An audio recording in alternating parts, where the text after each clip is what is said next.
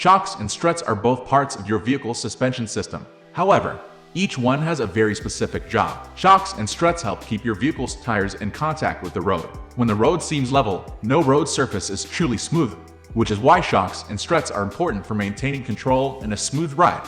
While the terms shocks and struts are often used interchangeably, they are separate components with different functions.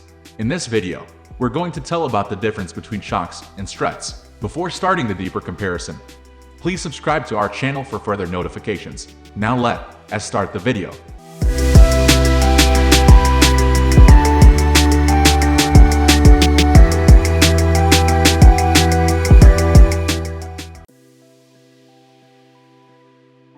What shocks do? Despite what many people think, conventional shock absorbers do not support vehicle weight. Instead, the primary purpose of the shock absorber is to control spring and suspension movement. This is accomplished by turning the kinetic energy of suspension movement into thermal energy, or heat energy, to be dissipated through the hydraulic fluid.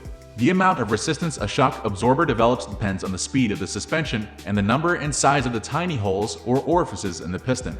All modern shock absorbers are velocity-sensitive hydraulic damping devices, meaning the faster the suspension moves, the more resistance the shock absorber provides. Because of this feature, shock absorbers adjust to varying road conditions and reduce the rate of bounce.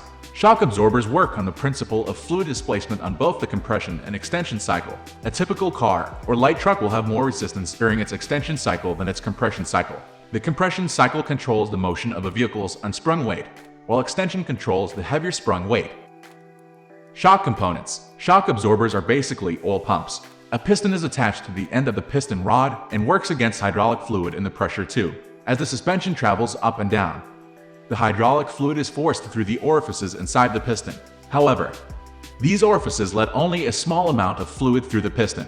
This slows down the piston, which in turn slows down spring and suspension movement. What struts do? The strut is a common damper type used on many of today's independent suspension, front-wheel drive vehicles, as well as some rear-wheel drive vehicles. A strut is a major structural part of a suspension. It takes the place of the upper control arm and upper ball joint used in conventional suspensions. Because of its design, a strut is lighter and takes up less space than the shock absorbers in conventional suspension systems. Struts perform two main jobs. First, struts perform a damping function like shock absorbers. Internally, a strut is like a shock absorber. A piston is attached to the end of the piston rod and works against hydraulic fluid to control spring and suspension movement. Just like shock absorbers, the valving generates resistance to forces created by the up. Also, like shock absorbers, a strut is velocity sensitive, meaning that it is valved so that the amount of resistance can increase or decrease depending on how fast the suspension moves.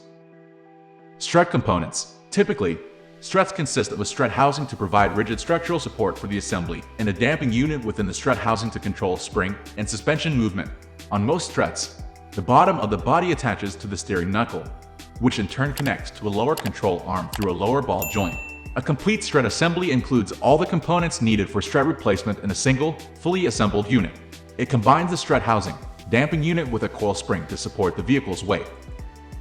We are almost wrapping up. These are the common differences between these two. Hope you like this video. Please comment, share, and subscribe to this channel for more videos.